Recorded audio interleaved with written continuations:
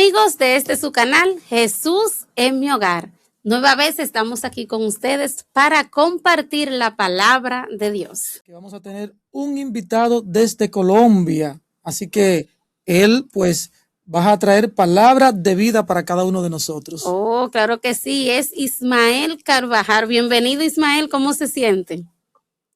Muy buenos días, querida familia. Gracias a Dios, muy bien, muy agradecido por esta invitación y esperamos ser instrumentos del Señor para traer bendición para quienes oigan y vean este mensaje.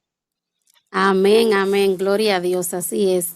El pastor es un siervo de Dios que predica a tiempo y fuera de tiempo, así que gracias a Dios aceptó nuestra invitación y aquí estamos, dispuestos a estudiar la palabra de Dios. Ismael, sabe que cuando nosotros comenzamos a verle sus temas que son del santuario, principalmente lo que nos ha impactado a cada uno de nosotros aquí, pues vimos de la forma en que usted presentaba este tema y sobre todo de una manera sencilla pero profunda. Y quiero decirles a nuestros amigos que aún tengan lo que yo tengo en mi mano, un papelito, un bolígrafo, y que comiencen a anotar porque vamos a aprender sobre el santuario. Muy bien, sí, precisamente quería añadir un comentario a lo que usted está diciendo. Yo también había escuchado muchos temas acerca del santuario, pero al estudiar profundamente quise crear una serie que enfocara más la experiencia que nosotros debemos vivir en base al santuario, porque la misma experiencia de Cristo, como lo vamos a ver en esta serie, es la misma que necesitamos pasar nosotros, el mismo camino que necesitamos recorrer si queremos finalmente estar con Él por la eternidad. Por eso lo he titulado El Cordero en el santuario, porque los que sigan al Cordero por donde quiera que Él va, pues finalmente estarán con Él. Amén, amén, así es. Claro, y con razón dice la sierva del Señor que la correcta comprensión del santuario es el fundamento de nuestra fe.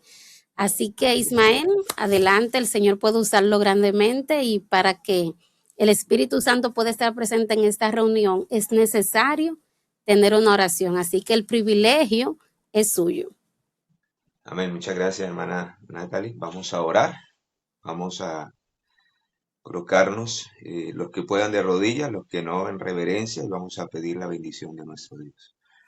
Te damos gracias, amado Padre Celestial, por esta oportunidad maravillosa que nos das de dedicar tiempo para lo más importante, el reino de Dios y tu justicia. Gracias, Señor, por el privilegio que me das de ser el portavoz de tu mensaje, de tu palabra. Por eso te ruego que me unas con el poder del Espíritu Santo, que me hagas un instrumento de bendición para quienes necesitan con urgencia comprender el verdadero plan de redención, la manera en que tú nos vas a redimir completamente del pecado. Por eso háblanos a través de tu palabra, de la inspiración, y que quienes han de oír y ver este mensaje puedan ser impactados poderosamente por el Espíritu Santo. Bendice la familia, el hogar de nuestro hermano David, hermana Natalie. Gracias, Señor, por la invitación, por este ministerio. Ruego tu bendición por este canal para que tú sigas usándoles poderosamente. En tus manos quedamos, acompáñanos y guíanos a toda verdad, pues en el poderoso nombre de nuestro Señor Jesucristo lo suplicamos y lo pedimos todo. Amén y amén. Amén. Amén. Bueno, pues Ismael, nosotros estaremos de este lado para darle apoyo si usted necesita que le leamos, pero el piso es suyo, así que adelante. Muy bien, sí. Esperamos, mis amados, que podamos alimentarnos poderosamente a través de este mensaje, que podamos nutrir nuestra vida espiritual, ya que este primer tema, titulado El Cordero en el Campamento, nos hace comprender de una manera clara la importancia de la primera venida de Jesús a este planeta Tierra y cómo tristemente Satanás ha cambiado todo y la gente no entiende y celebran tradiciones y celebran un montón de cosas que no tienen nada que ver con la realidad del por qué Jesús nació en carne, por qué habitó en medio de nosotros. Así que sí, ahí voy a dando algunas citas, con mucho gusto. eh, Vamos a tratar de que en medio de cada apreciación, si ustedes me pueden colaborar, será un privilegio. Quiero comenzar con esta primera cita que se encuentra en el Conflicto de los Siglos, la página 542. Dice, el pueblo de Dios debería comprender claramente el asunto del santuario. Tristemente, el diablo ha obrado en estos últimos días y hoy no se comprende claramente. Hoy tristemente hay un desconocimiento tan tremendo del santuario que por eso es que hoy por hoy el pueblo de Dios está en una triste condición, a tal punto que hemos llegado a disculpar el pecado. Incluso se han metido un sinnúmero de teorías, de falsas doctrinas, a tal punto que ya algunos dicen que no es posible vencer el pecado, que vamos a durar pecando hasta la venida del Señor y solo Él, cuando Él venga, nos va a quitar el pecado. ¡Qué terrible! Precisamente porque no hay una clara y completa comprensión del asunto del santuario. Me gustaría que ustedes me colaboraran con la siguiente cita que está ahí en el mismo libro, en la página 543. Bien, el santuario celestial es el centro mismo de la obra de Cristo en favor de los hombres. Muy bien. Y precisamente, como lo vamos a ver en esta serie, empezando por este primer tema, vamos a entender cómo Cristo es el centro mismo. Todos los muebles, el simbolismo del santuario, cómo recorre cada departamento, cómo vive cada experiencia. Y por eso en el libro de Hebreos, lo traigo aquí a la memoria porque es un texto que es bastante conocido, capítulo 12, versículo 2, dice que debemos por eso colocar nuestra mirada en Cristo, porque Él es el autor y consumador de nuestra fe. ¿Qué pasa si no tenemos una clara comprensión del santuario, mis amados? Quiero que por favor me colaboren con esta cita de Cristo en su santuario, página 14. ¿Qué pasa si el pueblo de Dios se descuida en un estudio sólido y profundo de esta gran verdad que es uno de los pilares de nuestra iglesia? ¿Qué pasaría en el futuro, según el Señor lo reveló a través de la inspiración?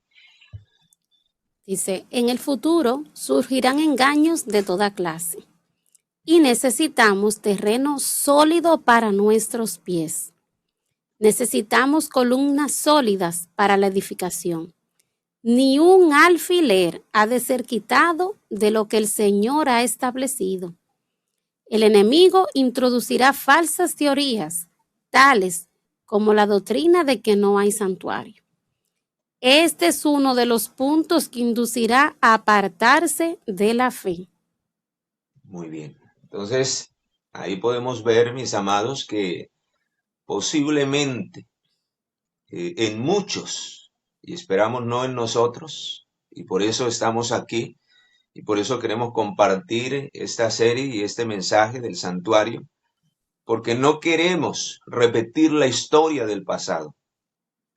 Y repetir la historia del pasado es repetir lo que se dijo el profeta en el libro de Oseas capítulo 4 versículo 6, mi pueblo perece por falta de conocimiento. Y qué triste realidad, mis amados, que aunque estas cosas están escritas para amonestarnos a nosotros que hemos alcanzado el fin de los siglos, Qué triste realidad que hoy haya tanto desconocimiento de esta gran verdad que tiene que ver, mis amados, con la verdadera experiencia de nuestra salvación. Si no comprendemos la verdad del santuario, finalmente no vamos a comprender la manera en que Dios obra la salvación en nosotros. Por eso, nuestra hermana Natalie al principio citaba esa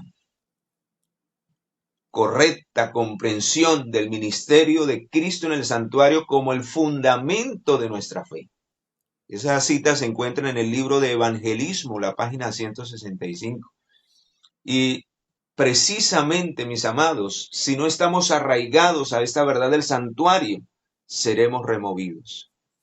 Estaremos edificando un carácter sobre la arena.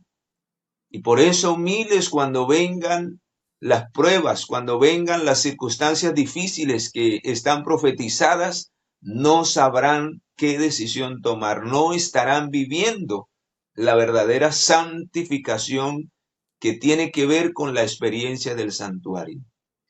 Vamos a introducirnos a otro pasaje que quiero que me compartan ustedes. Está en el Conflicto de los Siglos, la página 542. Y que tiene que ver precisamente con este tiempo de juicio, porque el santuario es paralelo al mensaje de los tres ángeles. Y cuando nosotros miremos y estudiemos, es el mismo mensaje, en especial del primer ángel. La experiencia del santuario se resume en el mensaje del primer ángel. Y lo vamos a ir mirando a medida que vayamos avanzando. Pero vea cómo la mensajera del Señor en esta cita lo enlaza con el juicio que se está realizando hoy en el cielo. Ok, dice, el pueblo de Dios debería comprender claramente el asunto del santuario y del juicio investigador. Todos necesitan conocer por sí mismos el ministerio y la obra de su gran sumo sacerdote. De otro modo, les será imposible ejercitar la fe tan esencial en nuestros tiempos o desempeñar el puesto al que Dios los llama. Cada cual tiene un alma que salvar o que perder. Conflicto de los Siglos, página 542. Muy bien, yo creo que ese texto es poderoso, es claro, hermanos, y nos lleva a un compromiso de una manera personal con esta verdad. Y por eso yo me siento preocupado por la tremenda ignorancia en que hay en cuanto al asunto y a la verdad del santuario. Se entiende a medias y algunos ni siquiera a medias. Qué triste realidad. Por eso hoy no estamos haciendo lo que el Señor nos ha llamado a hacer. Por eso hoy no tenemos la fe que necesitamos tener. Y eso que todavía no ha llegado la prueba. Que surgen pruebas y circunstancias y más sin embargo no se comparan con lo que va a venir y nuestra fe desfallece. Veo cómo cada día como se cumplen las palabras de Mateo 24:12, cada día por haberse multiplicado la maldad, el amor de muchos se enfría. Por eso, queridos, vamos a introducirnos a el propósito. ¿Cuál era el propósito del santuario en el antiguo Israel? Que también es para nosotros, porque era el pueblo de ese entonces, el pueblo de Dios. Ellos ya desaparecieron, ellos ya murieron, ya cumplieron su papel en esta tierra. Ahora somos nosotros, el Israel espiritual de los últimos días, así que el propósito es el mismo. Y por eso la importancia de comprender cuál era el verdadero propósito de Dios al mandar a edificar, a diseñar esta maqueta del santuario en el tiempo de Moisés. Así que vamos a ir al libro de Éxodo capítulo 25, versículo Lo 8. tenemos. Que me hagan un santuario y yo habitaré en medio de ellos. Así que ¿cuál era el propósito principal, mis amados? Volver a conectar el cielo con la tierra. ¿Qué separó el cielo de la tierra? El pecado.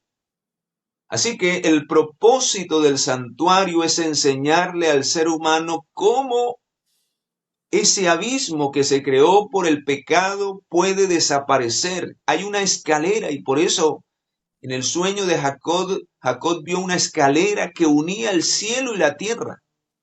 Y la mensajera del Señor indica que esa escalera era símbolo de Cristo, del plan, del puente. Él es el puente, Él es el sumo pontífice, no es el papado.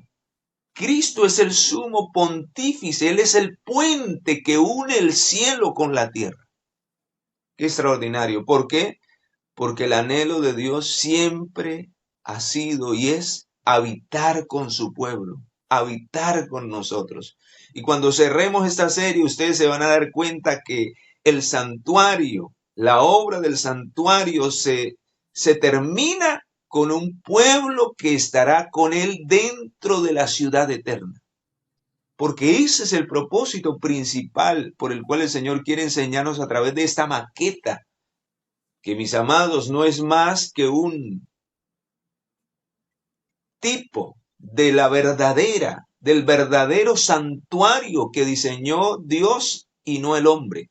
Y por eso quiero que vayamos al libro de Hebreos, porque de dónde Dios le dio esta instrucción en visión, le dio la guía para que este santuario fuese una copia. Vamos a ir al libro de Hebreos capítulo 8, versículo 1 y 2. Dice, así que la suma de lo que hemos dicho es, tenemos tal sumo sacerdote, el cual está sentado a la diestra del trono de la majestad en los cielos, ministro del santuario y del verdadero tabernáculo que el Señor levantó y no el hombre. Muy bien, entonces, como lo acaba de leer nuestra hermana Natalie, es una copia. Lo que le fue dado a Moisés es una copia, es una ilustración, es una maqueta para llevar al pueblo de Dios a entender cómo Cristo habría de redimir la raza humana del pecado a través del sistema del santuario. Vamos a entender a medida que vayamos desarrollando cada tema cómo Cristo se mueve en favor del ser humano, cómo Cristo finalmente abandona allí su morada, el santuario, sale del lugar santísimo para descender a este planeta Tierra a buscar y a salvar lo que se había perdido. Y esa es la primera, ese es el primer paso que da Jesús. Él se despoja para venir a ser como uno de nosotros, para alcanzarnos en este planeta Tierra. Y por eso el título del tema, el Cordero en el campamento. Porque en los días de la eternidad se reunió la deidad y se tomó la decisión del plan de redención y Cristo se ofreció antes de que el pecado apareciera, se ofreció como garantía, como el cordero que habría de ser sacrificado en caso de que el pecado apareciera e hiciera la obra que hoy está haciendo. Por eso cuando Adán y Eva pecaron, mis amados, el plan fue manifestado a los hombres, porque ya había sido creado, ya había sido diseñado, ya se habían reunido con el fin de poder tener la provisión para que la raza humana finalmente no pereciera, sino que tuviera la oportunidad de salvación y vida eterna. Yo el otro día me preguntaba, cuando no tenía mucho conocimiento, yo decía, bueno, ¿por qué Adán y Eva cuando pecaron en realidad no murieron? Salieron vivos del Edén, ¿verdad? Era porque ya había una provisión, ya había un cordero, que ese día por fe fue inmolado. Porque el libro de Apocalipsis dice que el cordero fue inmolado desde el principio, desde la fundación del mundo.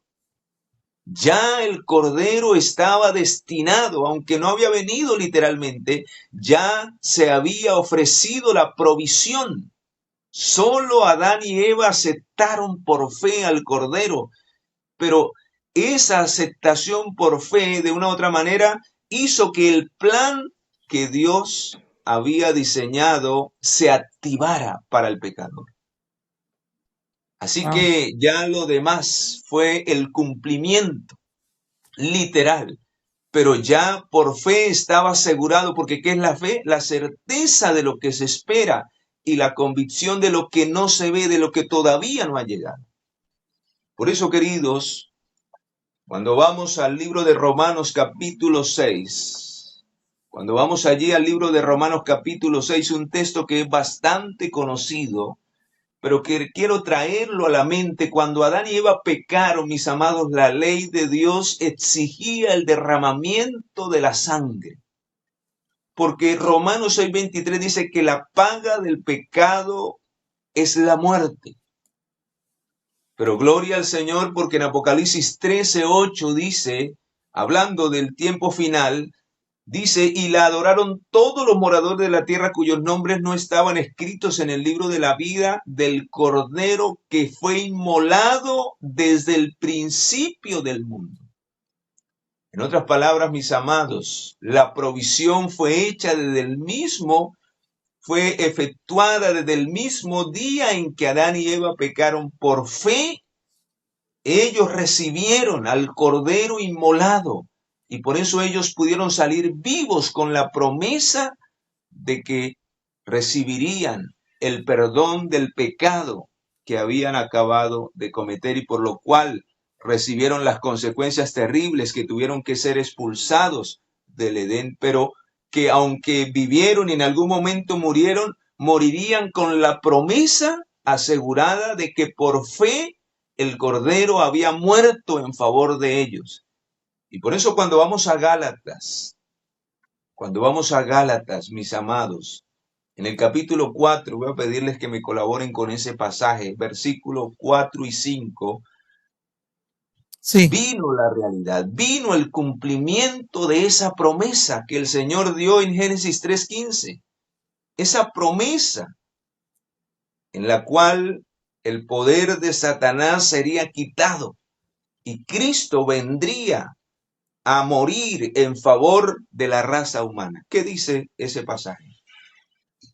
pero cuando vino el cumplimiento del tiempo, Dios envió a su Hijo, nacido de mujer y nacido debajo la ley, para que redimiese a los que estaban bajo la ley, a fin de que recibiésemos la adopción del Hijo. Muy bien. Así que mis amados, ahora nos adentramos a la primera venida del Señor. El Verbo se hizo carne. La promesa se hizo una realidad. Y ahora el verdadero Cordero de Dios había venido a quitar el pecado del mundo. Por eso cuando Juan lo vio venir para ser bautizado allí en el río Jordán, señaló a Jesús como el Cordero de Dios que habría de quitar el pecado del mundo. Y vamos a mirar lo que dice Mateo 1:23 acerca del nacimiento de Jesús. Vea cómo es llamado. Y vamos a mirar si cumple el mismo propósito por el cual allí en Éxodo 25:8 se había mandado edificar, si ese era el objetivo de grabar en la mente y en el corazón de su pueblo, si se cumplió o no se cumplió. Mateo capítulo 1, versículo 23. He aquí una virgen concebirá y dará a luz un hijo, y llamarás su nombre Emmanuel, que interpretado es Dios con nosotros. Muy bien. Ahora hago la pregunta. En la vida, en el nacimiento de Jesús se empezaba a cumplir el propósito del santuario. Claro que sí. Por eso fue llamado Emmanuel. Porque el propósito del santuario era que Dios habitase en medio de ¿quién? De su pueblo. Pero no podía habitar literalmente porque por causa del pecado hubiéramos sido consumidos. Por eso lo hizo a través de su Hijo unigénito. Por eso era necesario que aquel Verbo se hiciera carne, que fuera como uno de nosotros. Y hermanos, qué extraordinario. Aquel Emmanuel habitó en medio de nosotros para ser como uno de nosotros y para enseñarnos el camino por el cual el ser humano debe caminar. ¡Qué extraordinario! Ahora quiero que vayamos a Isaías capítulo 7, versículo 14 y 15 y vean lo que dice allí. Vamos a detallar estas palabras, mis amados, porque aquí añade algo más de la vida de Jesús. ¿Para qué vino? ¿Por qué era necesario que fuera Emmanuel? Que aunque él era Dios, se hizo como uno de nosotros, humano, tomó nuestra naturaleza. ¿Para qué? Escuchemos lo que dice Isaías 7, 14 y 15. Por tanto, el mismo Señor os dará la señal. He aquí que la Virgen concebirá y dará a luz un hijo, y llamará su nombre Emmanuel. Él comerá leche cuajada y miel hasta que sepa desechar lo malo y escoger lo bueno. Muy bien. Así que, mis amados, no solamente Jesús debía nacer en este mundo, no solamente Jesús debía nacer, sino que él debía nacer como uno de nosotros. Algunos dicen que Jesús nació con todas las capacidades, pero ahí dice que fue desde el principio, cuando vamos al libro de Lucas, dice que fue lleno del Espíritu de Dios. Fue lleno del Espíritu de Dios, pero él dice, tuvo que aprender, como todo ser humano, a desechar lo malo y a obedecer lo bueno. Él tuvo que desarrollar un carácter a través de la obra del Espíritu Santo. Él fue como uno de nosotros. La única diferencia es que él nunca participó del pecado. Él fue sin mancha, porque en el libro de Levítico, según lo indicaba el santuario y las ofrendas del santuario, mis amados, él debía de ser el Cordero perfecto. Él debía vivir una vida impecable. Aunque debía venir como Cordero, como ser humano, en nuestra condición, eso no significa, mis amados, que por haber venido en nuestra condición, él se hizo pecado. Y aquí ven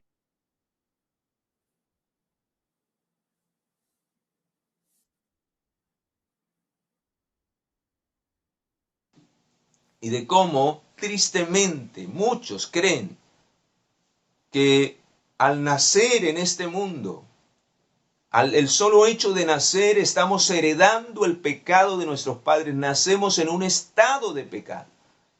Cuando la palabra del Señor dice que el pecado es una decisión. El pecado es transgresión de la ley, dice 1 de Juan 3:4. Lo que nacemos es con una herencia pecaminosa.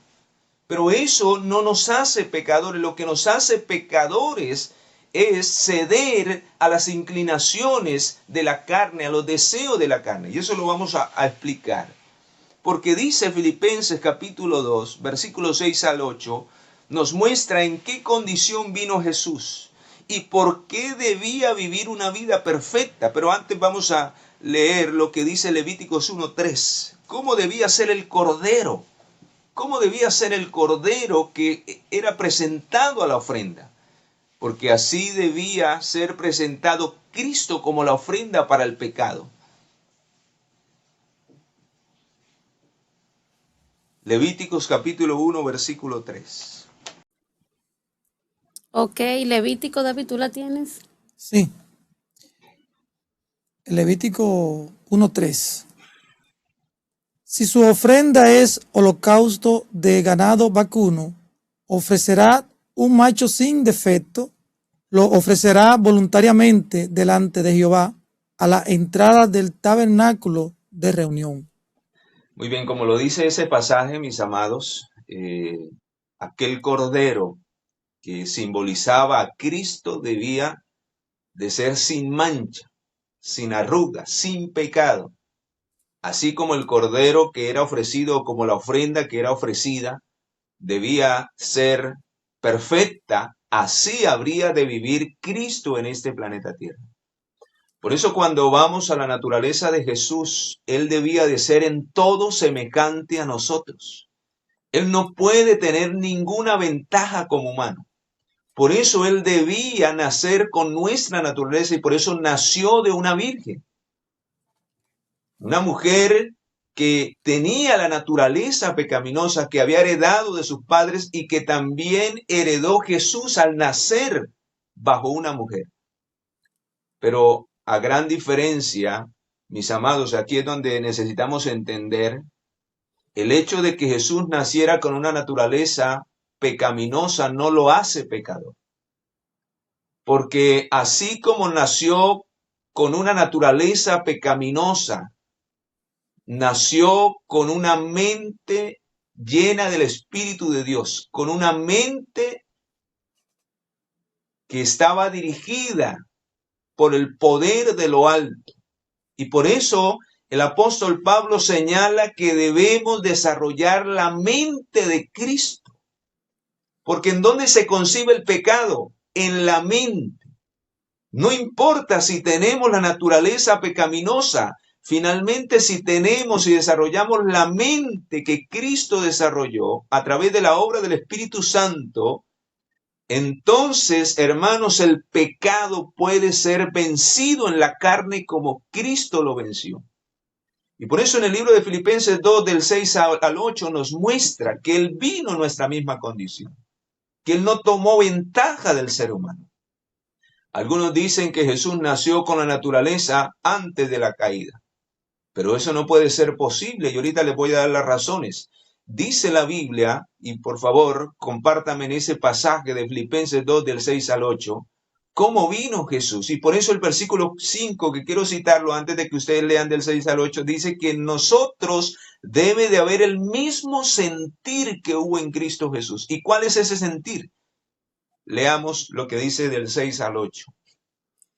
El cual, siendo en forma de Dios, no tuvo por usurpación el ser igual a Dios, sino que se despojó a sí mismo, tomando forma de siervo, hecho semejante a los hombres. Y hallado en la condición de hombre, se humilló a sí mismo, haciéndose obediente hasta la muerte y muerte de cruz. Muy bien. Así que, mis amados, por eso, cuando nosotros miramos la vida de Jesús y vamos al libro de Romanos capítulo 8, versículo 3, dice que porque lo que era imposible para la ley, por cuanto era débil por la carne, Dios envió a su Hijo en semejanza de carne de pecado. ¿Qué significa? Que Jesús no tomó una naturaleza diferente a la de nosotros, porque Adán no tenía una naturaleza a semejanza de carne de pecado, antes del pecado. Porque algunos dicen que Jesús nació con la naturaleza antes de la caída, pero eso no es así, porque aquí dice que nació con una naturaleza a semejanza de carne de pecado. O sea que Jesús tomó la naturaleza de Adán después de que él pecó, con la que nace todos los hijos de los hombres. Por eso cuando vamos al libro de Génesis, en el capítulo 5, dice que los hijos que le nacieron a Adán y a Eva nacieron a semejanza de ellos. Pero Adán y Eva fue creado a semejanza e imagen ¿de quién? De Dios. ¿Por qué? Porque ahora por causa del pecado se perdió la gloria, la imagen de Dios en el ser humano. Y esa es la herencia que se transmite de generación en generación, la naturaleza carnal, la naturaleza de pecado. Pero eso no significa que esa naturaleza contenga el pecado de a quienes la heredamos. ¿Por qué? Porque es simplemente una tendencia hacia el mal, un deseo hacia el mal, una naturaleza que nos impulsa hacia lo malo, pero en nosotros está el decidir si cedemos a los deseos de la carne. Y por eso Jesús debía nacer en nuestra misma condición. Y como lo dice el pasaje, a causa del pecado condenó al pecado en la carne. ¿Cómo así? ¿Cómo entendemos este pasaje? Pues quise buscar una cita, la misma cita en el Comentario Bíblico Adventista, tomo 6.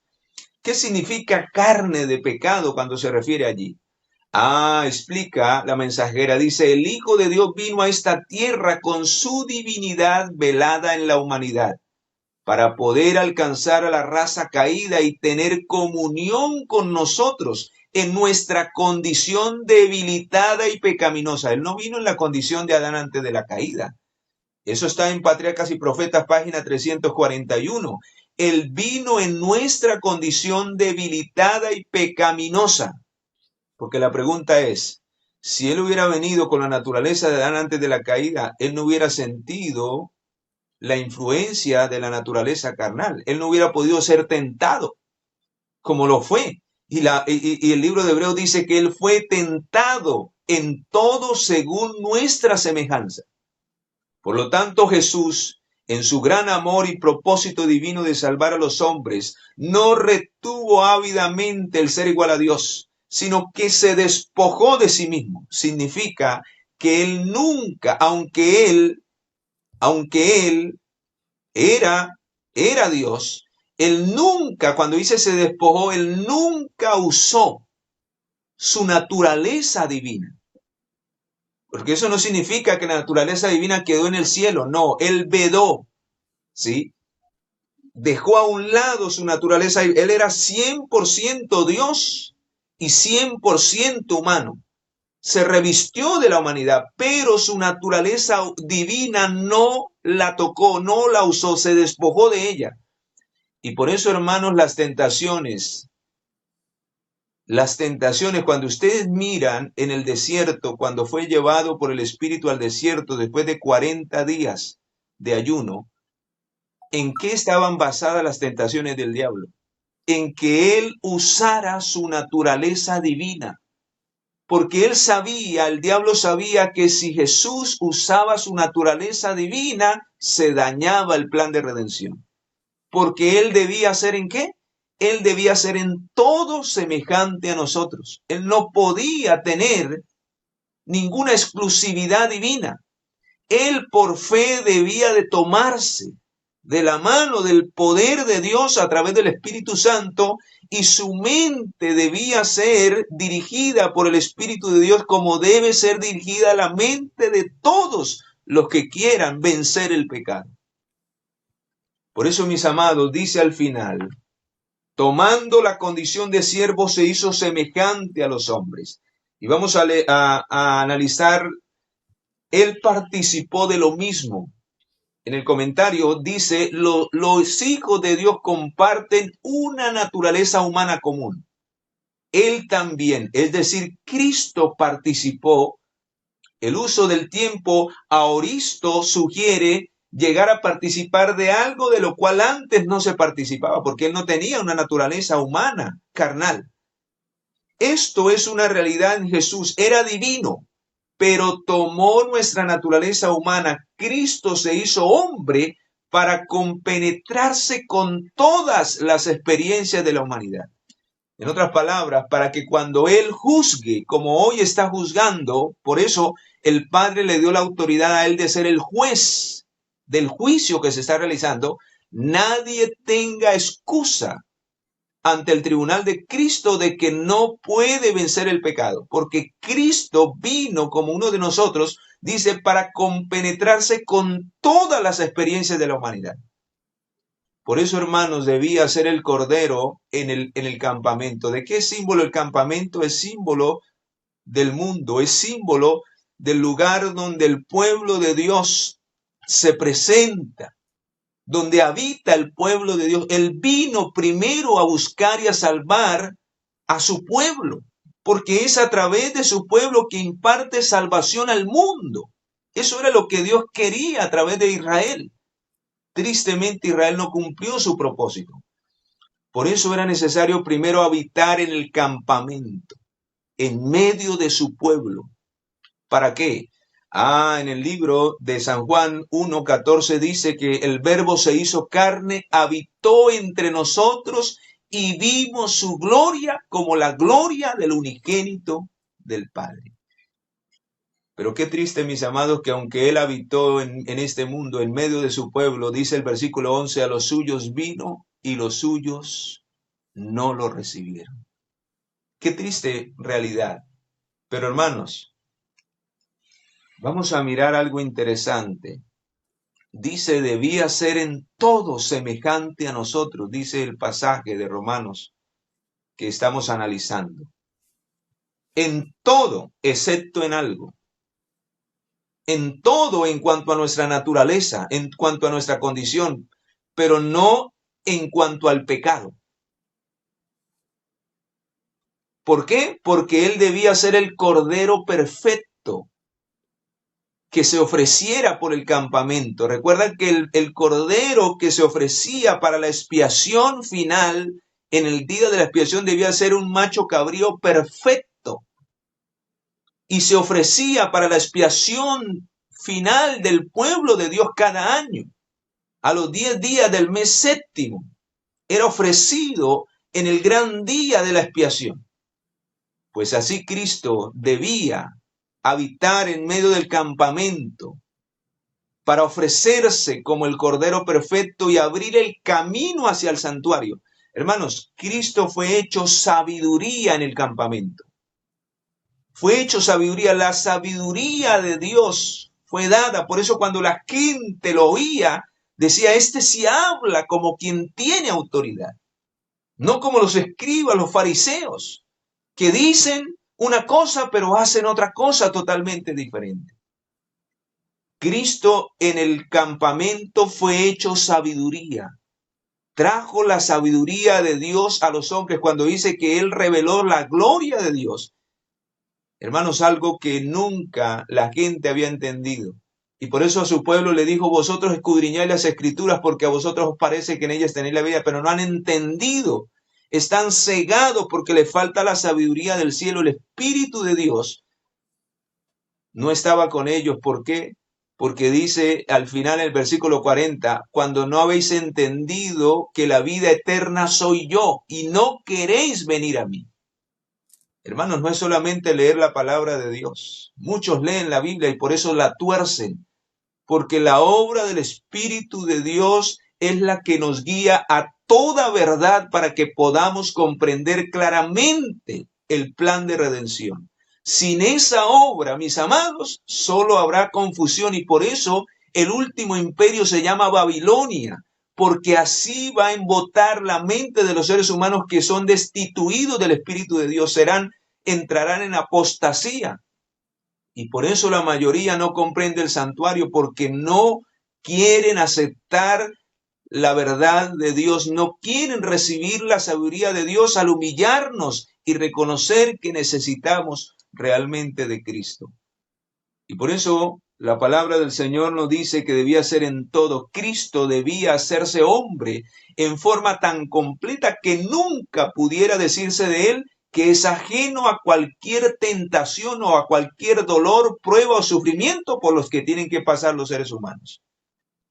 Comentario Bíblico Adventista, tomo 7, página, está basado en Hebreos 2:14, mis amados. Debía ser en todo, por eso Hebreos 2:14 dice, por cuanto los hijos participaron de carne y sangre, él también participó de lo mismo, para destruir por medio de la muerte al que tenía el imperio de la muerte. En todo según nuestra semejanza, sí, en todos los respectos, excepto en el pecado. Se hizo como uno de nosotros sin pecado, porque el objetivo de Jesús al vivir una vida como cordero perfecto para presentarse como ofrenda era vencer en el campo en que el diablo logró derrotar al ser humano. En la misma condición debía ser restaurado el ser humano y por eso el texto dice que él condenó en la carne al pecado. Aquí nos muestra que la naturaleza humana fue conducida por primera vez a la victoria sobre su tendencia natural al pecado. Y a causa de la victoria de Cristo sobre el pecado sobre nosotros, podemos triunfar como Él finalmente triunfó.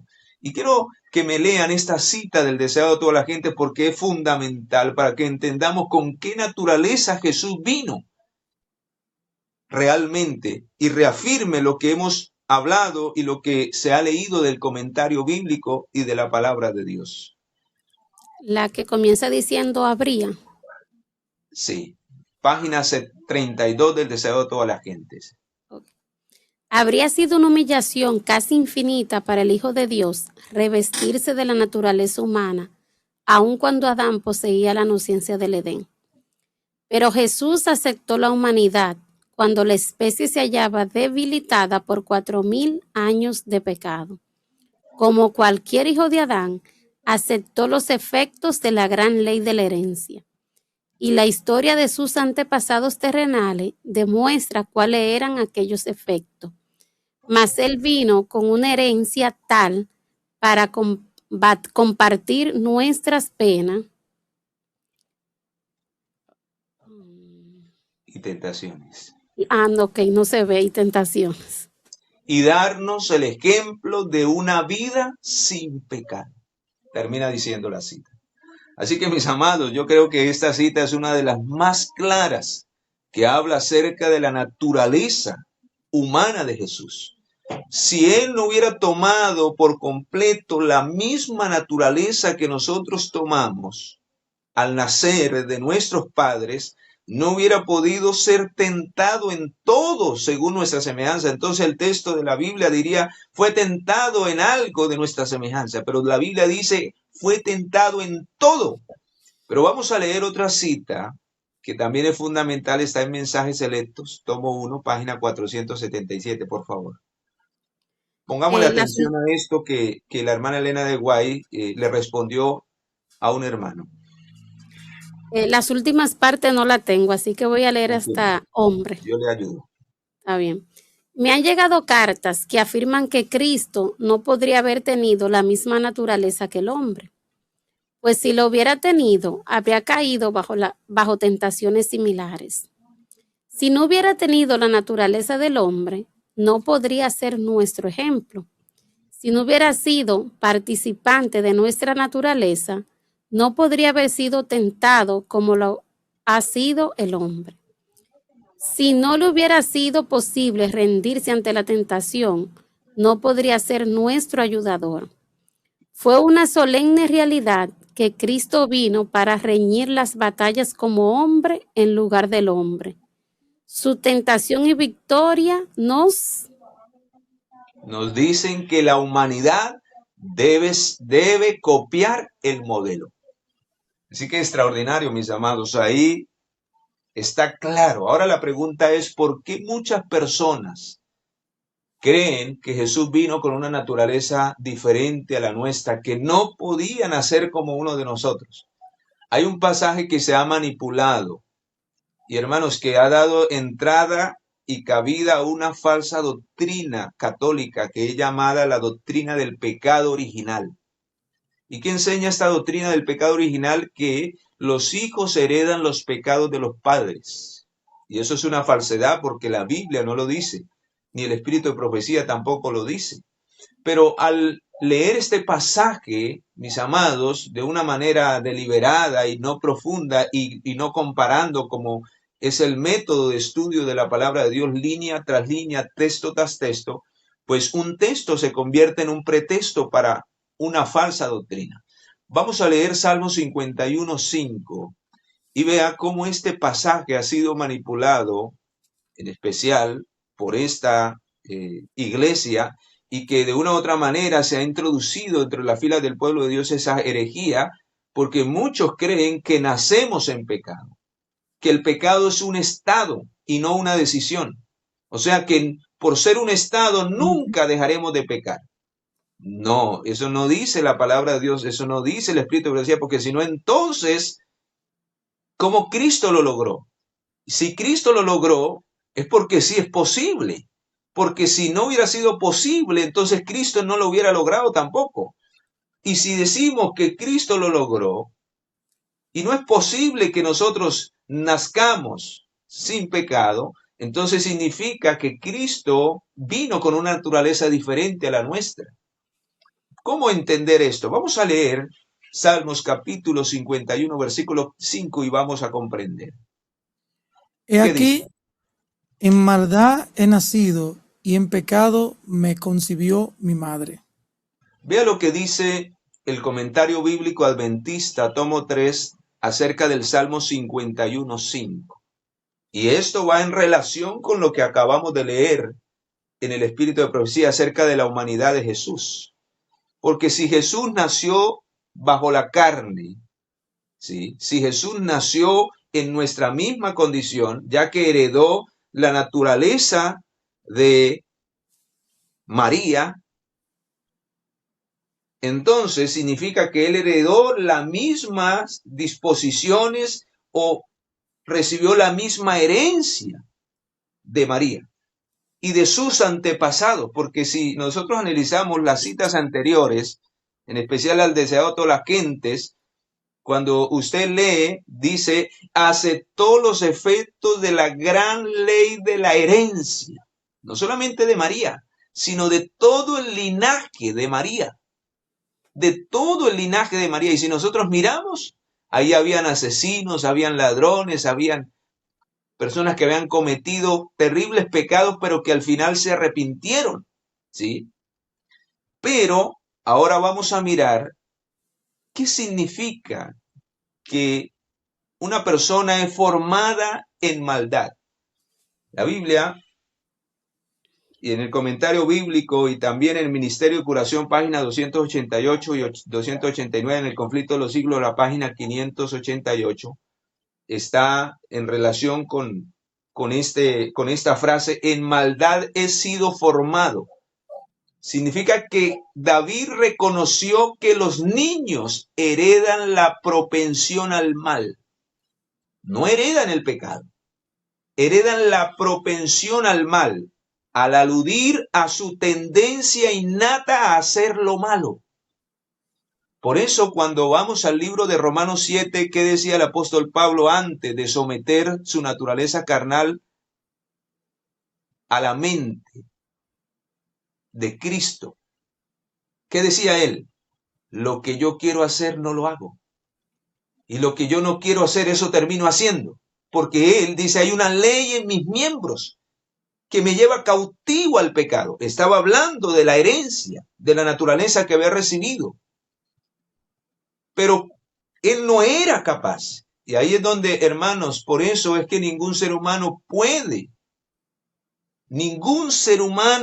que no acepte a Jesucristo puede vencer el pecado. Así como no puede ser perdonado, no puede vencer el pecado. ¿Por qué?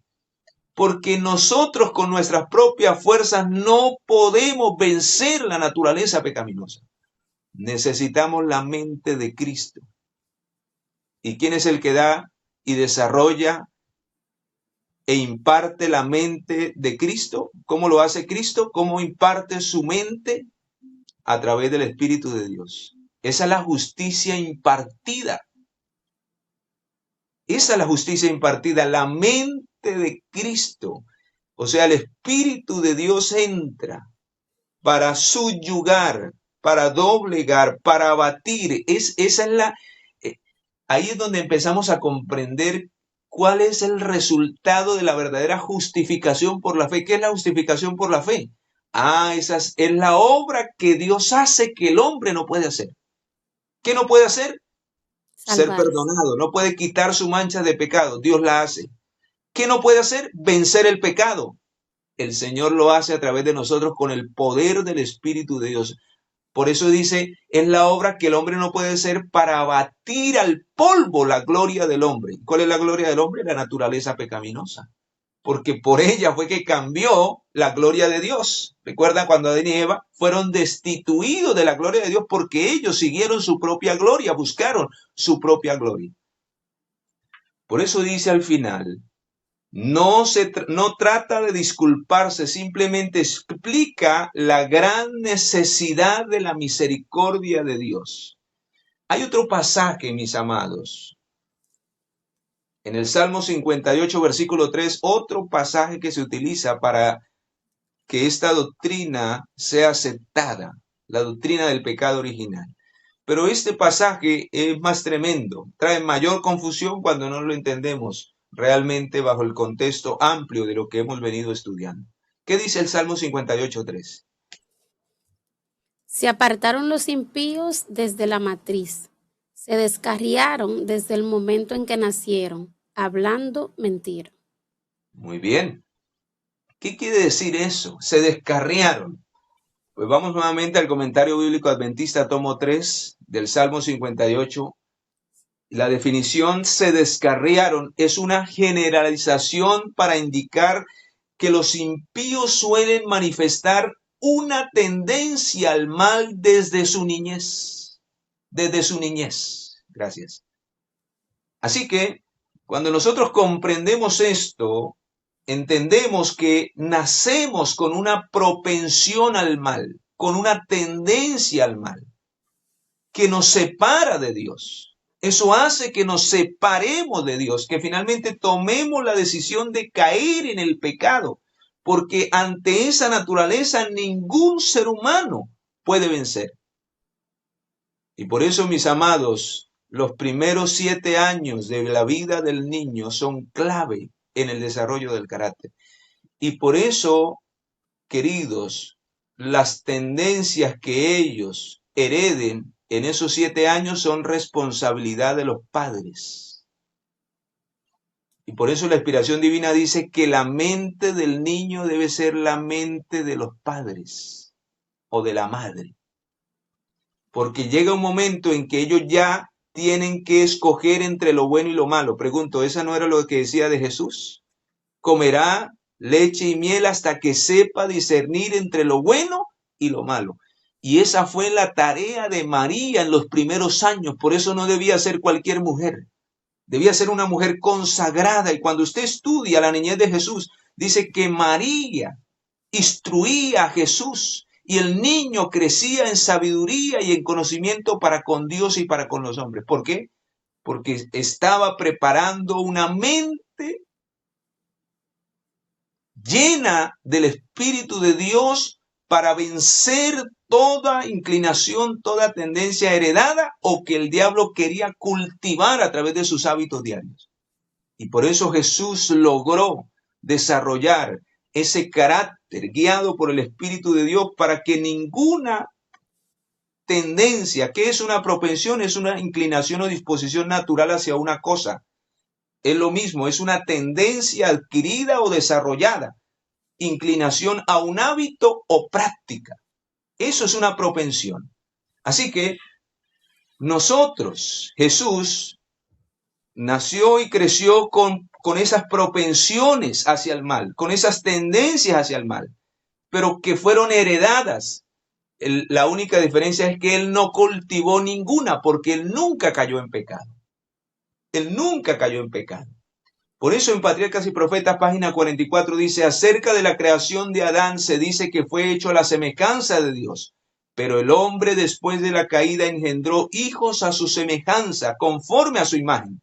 En tanto que Adán había sido creado sin pecado a la semejanza de Dios, Set, así como Caín, heredó la naturaleza caída de sus padres.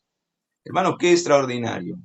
Y quiero cerrar esta parte de la naturaleza con este texto de conducción del niño para ir cerrando este mensaje. Dice, especialmente los niños que han venido al mundo están cargados con una herencia de mal como resultado de los pecados de sus padres. Ellos no heredan los pecados de los padres. El profeta Ezequiel es muy claro. Cada uno morirá por su pecado. Nadie hereda los pecados del otro. Es una falsa doctrina que el diablo ha levantado. Por eso cuando vamos a Deuteronomio 24:16, ¿qué dice? Los pecados de los padres, por los pecados de los padres, los hijos no morirán. Los padres no morirán por los hijos, ni los hijos por los padres. Cada uno morirá por su pecado, dice Deuteronomio 24:16. Ezequiel 18:20 dice, el alma que pecare esa morirá, el hijo no llevará el pecado del padre. Así que nadie, hermano querido, nadie nace en pecado, nace con una tendencia hacia el mal. Y por eso Jesús debía venir en todo semejante a nosotros. Él no vino en pecado. Él venció el pecado en nuestra naturaleza para presentarse en el campamento, en medio de su pueblo, como el Cordero perfecto para iluminar, llenar de sabiduría a los hombres y guiarlos hacia Dios, guiarlos hacia su sacrificio. Y por eso, en la revista El Heraldo, del 4 de enero de 1902 dice: vino a este mundo y vivió una vida sin pecado, para que en su poder sus hijos pudiesen vivir vidas sin pecado.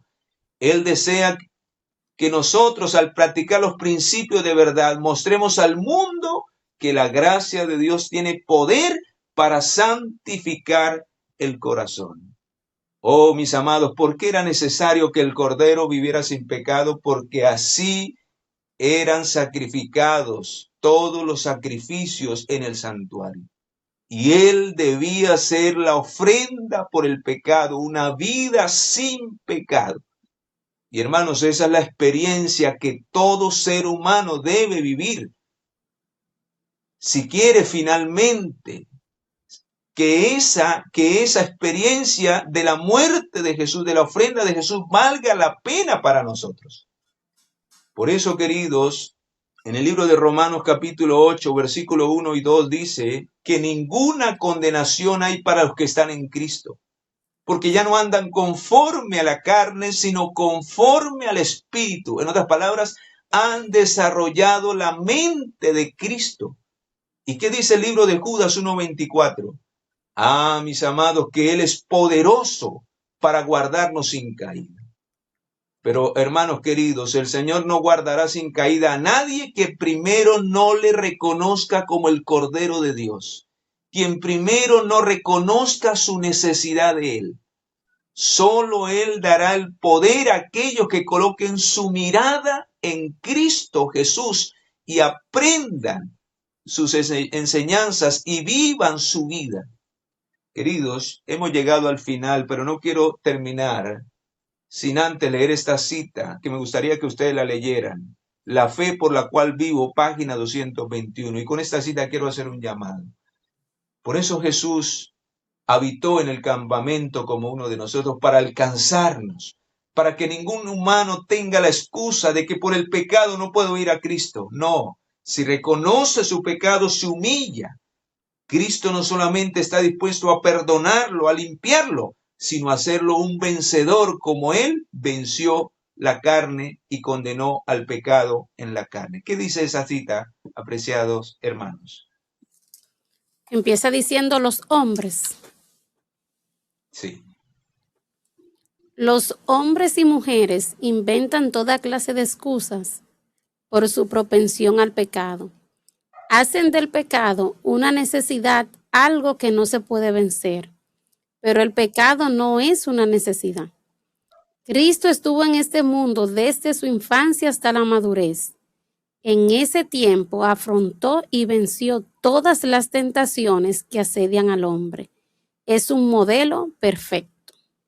Para la niñez, para la juventud y para la madurez. Así que, mis amados, más claro, el Señor no nos habló en esta mañana. Por eso era necesario que Emmanuel habitase en medio de nosotros, para mostrarse como el Cordero perfecto y abrir el camino hacia el santuario, abrir el camino hacia el plan de redención. Y por eso en el próximo tema vamos a mirar eso. Cómo al vivir y al manifestar su gloria y su vida perfecta, cuando Él fue levantado, a todos atrajo así.